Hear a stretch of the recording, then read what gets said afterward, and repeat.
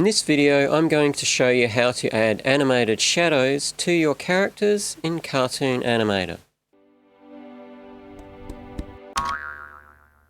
I've set up this little scene in Cartoon Animator 5 featuring one of my own skeleton characters here. This character is a G3 PSD character, and then this character is a G3 SVG character from this Make Me Actor pack by Reallusion, and this background is from this puppet stage pack here. It's from this scene here for the trigger animation from the puppet stage packs. And the reason I have this character on here is because there's a step in here that differs for SVG characters as opposed to PSD characters, and I'll point that out when we get to it. But for the moment, this little setup here, I've already pre-animated both of these characters, and I'll just show you what that looks like.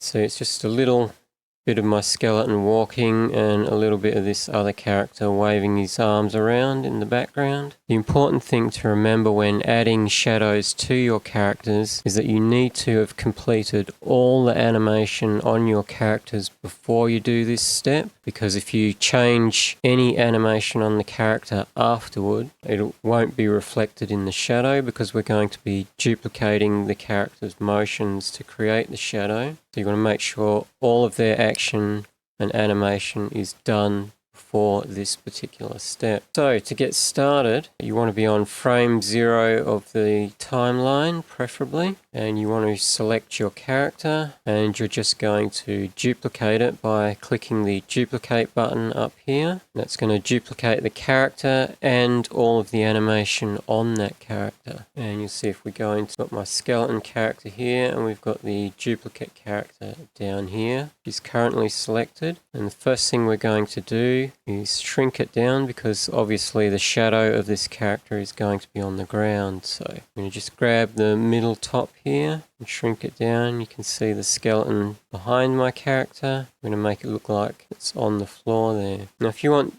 your shadows to be in front of the character instead of behind, as in this situation where you've got these lights here that are reflecting light out onto here, so in theory, or technically, this skeleton should be casting a shadow this way, then you need to vertically flip this character using the flip function up here. You see we've got horizontal and vertical flip. I'm going to do a vertical flip, and you'll see that puts the character now in front of my skeleton there. And I'm going to just push my camera down a bit just so that this whole shadow stays in the shot.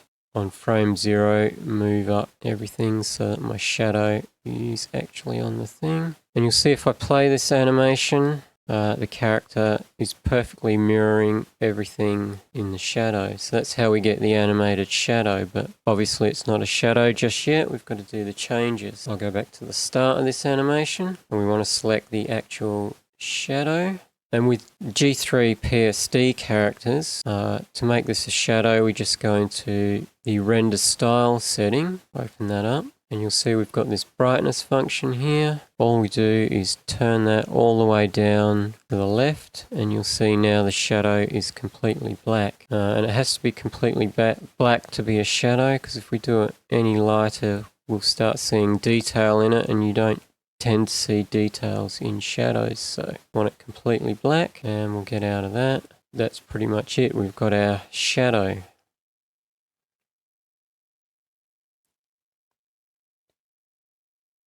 Just walking along there, following the skeleton. Now with your SVG characters, you'll see if I select this character, we can't use render styles. It's completely grayed out. We can't select it. So to do this character's shadow, first things first, I'm going to duplicate it, and you'll see we've got the duplicate of the shadow and it's currently selected, or duplicate of the character and it's currently selected. So we'll do the same here, bring it down like so, and then we'll flip it vertically at the front, and I might even bend that up a little bit more. It's a bit too squashed. Now to change this one to black, we open up the SVG color management for it, and you'll see we've got all these different things that we can change the colors on. And all we do is we don't go into any of these folders, we just click on the top level folders. I'll move this over so that you can see what's happening. You see I've got the head folder selected and everything in the head folder is flashing down here, indicating that that's what's selected. And just like with the render style settings, we just turn the brightness setting all the way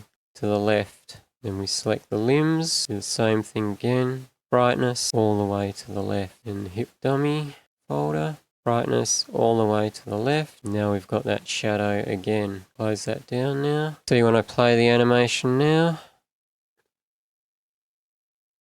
both shadows are perfectly following our characters as they move. I'll go back to the start. Now the only problem with doing this in Cartoon Animator is that we can only make these really hard shadows, like completely black shadows with sharp edges. We can't do soft shadows that are slightly opaque or anything like that, because you'll see with this shadow here, if I change the opacity on it, you'll see in the shadow we can see all these details where the pieces overlap, and that just doesn't look like a real shadow. It doesn't look very good. Same happens with this shadow here if I change the opacity on it. You can see in there we've got areas where different body parts overlap and the shadow is lighter in places and darker in other places. So we can't really do that in Cartoon Animator. So if I undo that for both of those. We can fix that by going into exporting this into our video editor and creating the soft shadows with opacity there. But before we do that, I thought I'd show you what you can do if you want this shadow to move with the light source. So the lights are over here for this character, so technically this shadow should be more leaning going out in this direction. So if we want to make that happen, we have to open up the FFD editor, and you'll see we get this nice gridded box around here, and we don't need to do too much with the editor itself. All we're going to do is click and drag to select this entire bottom row of points. Then we're going to click and drag and move these points across to about where we want them. Let's say we wanted the top of the skeleton's head to be about there. And then we're going to hit the average button. And you'll see that brought all of the points into a nice angled line like this. And now what we're going to do is start moving our skeleton through the frame. And we're going to need, by the end of it, go to the last frame. We're going to want that shadow to be more going on this angle. So we're going to take those same points, drag them over this way, to round about there. Then we're going to hit average again. And hopefully now you should see as the skeleton moves, that shadow is going to change direction with the light source. So if we play the animation, you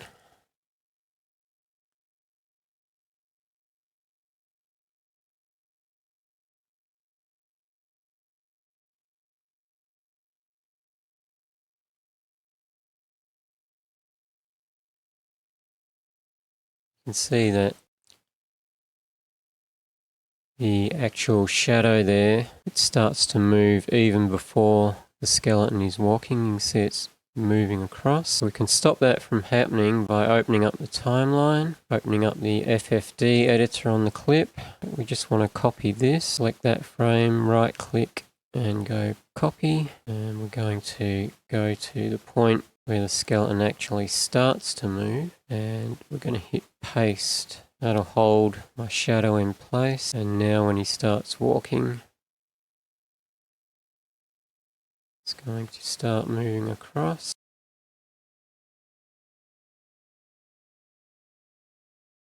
And we could actually sort of stop that earlier, because from about this point he's stopped moving. We could bring this point in a bit to here. That should be okay. That's how you add a shadow to your characters in Cartoon Animator itself. As I said, you can't actually make these more opaque in Cartoon Animator, and you can't make them look softer because there's no way to blur them in Cartoon Animator. So we're going to have to export our characters out into the video editor, and I'll show you how we do that. So I'm not going to export the entire animation. I'm going to turn this character off, so get rid of him. But what we need to do is export everything into video editor. So the first thing we need to export is the background. I'm going to turn the skeleton off, and the background itself doesn't actually move. So what we could do is open up the render menu or render settings menu, and notice the size that I've got this set on, which is widescreen 1680 by 1050, and we could just export the whole thing as an image. Of course, if you had things moving in the background or the camera's moving, then you would export this as a video file so that you would keep all of that movement. But because I've got nothing happening, I'm going to export it as an image. And we'll do it widescreen, and I'm just going to do the current frame as a PNG, and that's pretty much it. I could click the super sampling button, I guess. Don't want to export it as an object sequence. So we've got image, current frame, everything else. I've got it set to widescreen, but it depends on whatever you've got your camera set to, and we're only doing a single image, so I'll just go export. And I'm going to put that in here, and we're just going to call that background skeleton scene and hit save. That's my image saved. Now I don't want any of this scene to be saved out, so I'm going to turn that off.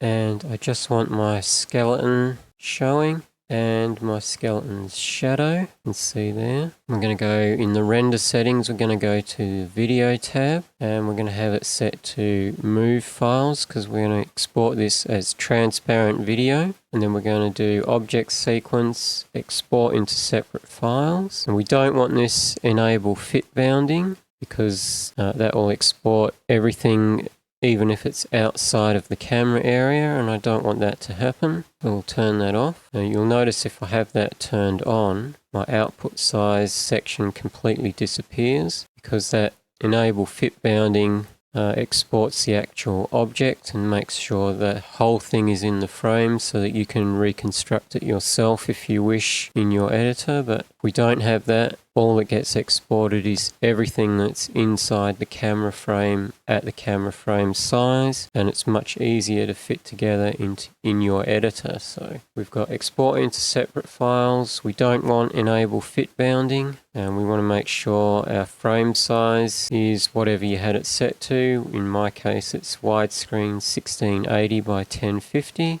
We could do super sampling if we wanted to. I'm not going to. And then I'm exporting a range from 0 to 311 because that's how long my animation selection is down here. I don't want the full 2000 frames. So once I click export, that's going to export the animation of the skeleton into one video file, and it will be a transparent video file, and the animation of the shadow into another video file, and that will also be a transparent video file. So I'm going to click the button. Don't worry about this if you've got the correct codecs already installed. This is just a warning. You can turn this off, I just haven't. So if you get this and you've exported in Move before, in the Move format, you should be fine. Just click OK. And choose a folder. I'm doing this final demo test folder, so I'm good to go. Go select.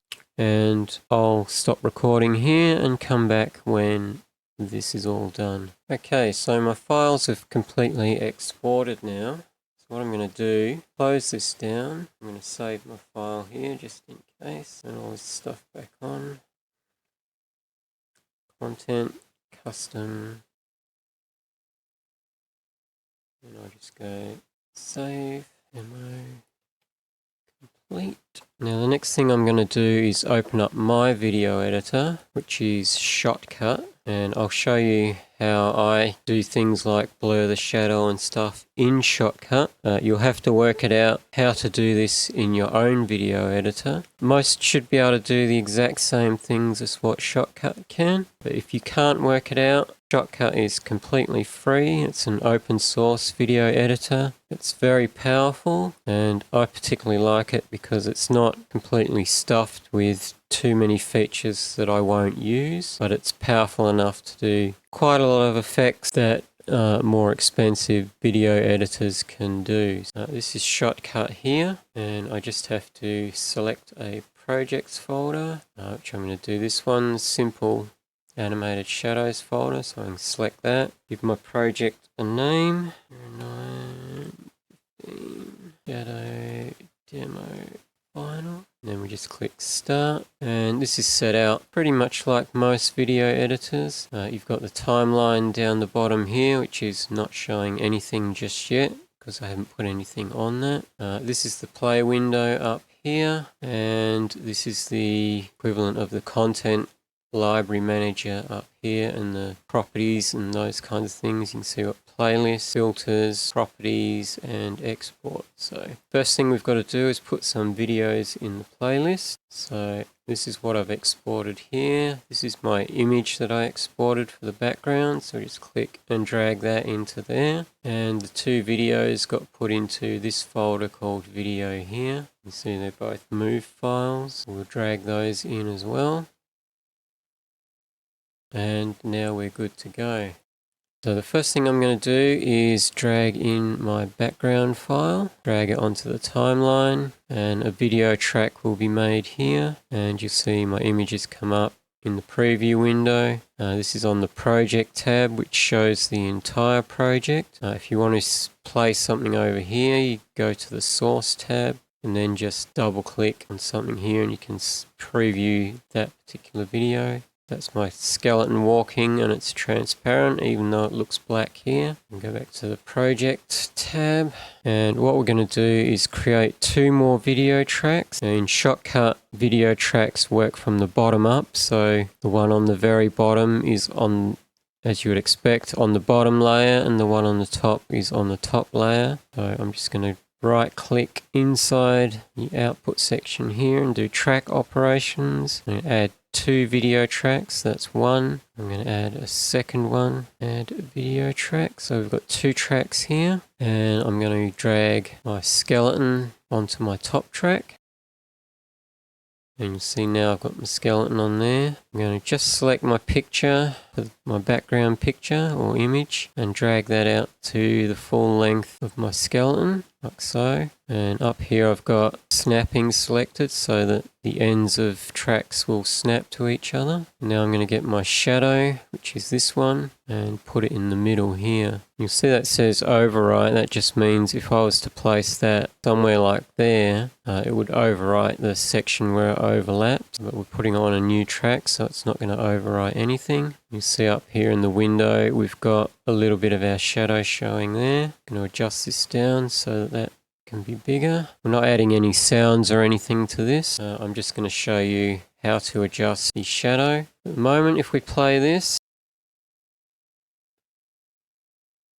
it'll pretty much just look exactly how it did in Cartoon Animator. And I'm going to move this over to the middle. It doesn't matter where we are when we do changes in here, so that you can see this shadow. So since we're doing all the work on the shadow, I've got that particular video selected down here. To select videos, you just click on them. So this is the shadow track here, and we want to apply a filter, so we go to the filter tab, and this is a list of all the filters on that particular section of the track. You want to add one, and these are all the different filters. This is my favorite list, and this is all of the video filters, all of the audio filters, and so on. I'm going to go to video filter, and we can search for filters. So if I want to change the opacity, I can just start typing opacity, and you'll see there it is there. I'll just click on that, and opacity is now added to this clip. So you'll see if I click on another clip, there's no filters on that clip, so they're not showing. If I go back to my shadow clip, that's still got opacity on it. I haven't adjusted it. This is the level here. It's at 100% opacity.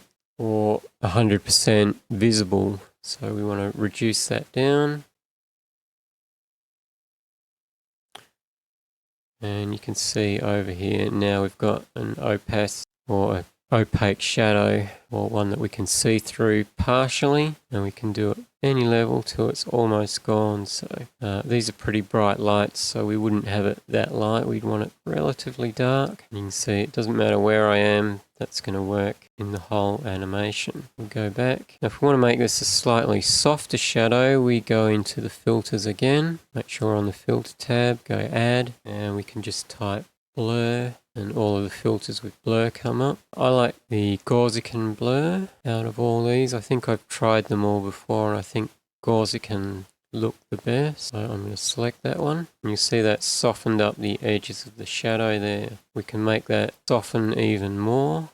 Changing this amount. You can see we make it very soft to the point where you can barely see it, or something like this. And again, this is pretty harsh light, so we wouldn't really want it that soft, but if you do, that's how you do it. You can see that's still nice and animated, got a softer shadow, and it all looks pretty good. But we'll come back over to here, and we don't want it to be quite that soft because it's, as I said, it's bright light. And that would be pretty much done, but you can see the skeleton himself is pretty bright considering the light is behind him. And because he's on a transparent background, we can also add some filters to him just to make it look more like he's got the light behind him. So we're going to filters for his track. I've got it selected, and I'm not sure exactly, maybe brightness would be all we need to do here.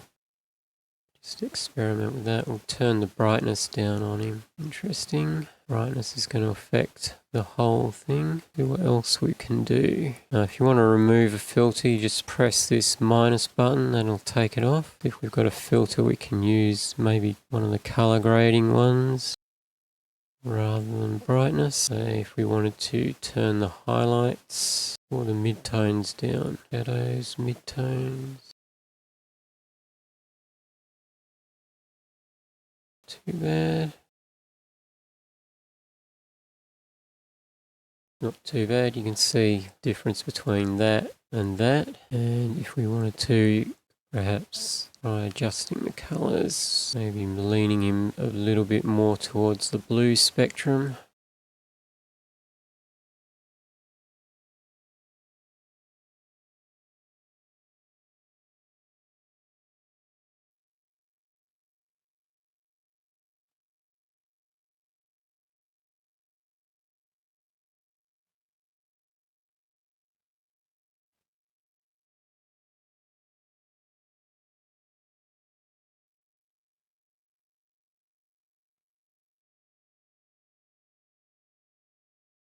Try messing around with this.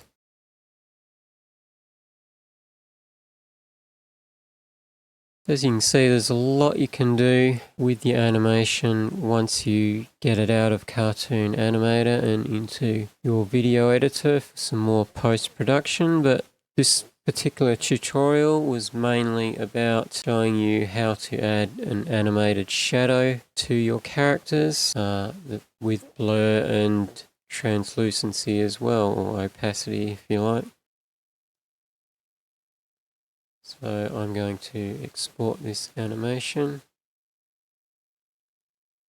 and I'll finish up showing you the end result. So just to export anything in Shotcut, you just go to the export tab. You can just go with the default settings usually. Go from timeline, you just hit export file and export it into here. Save, and you're good to go. You'll see the job come up in this top right corner here, and it will show you the progress as it's being exported. 12%, 14, and you'll get a nice green tick at the end here when it's done, and the default will export it as an MP4 file. There you go. Green tick indicating it's done. I'll save my work by hitting the save button here. And we'll play the final animation.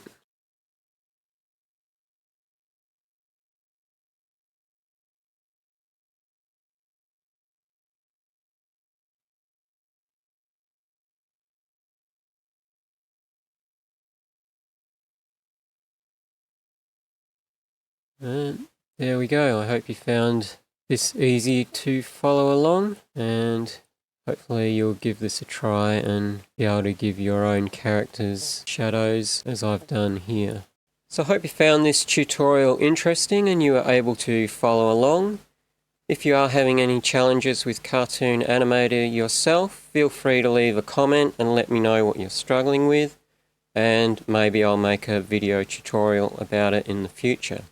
So I'm going to leave that here now. Until next time, bye for now.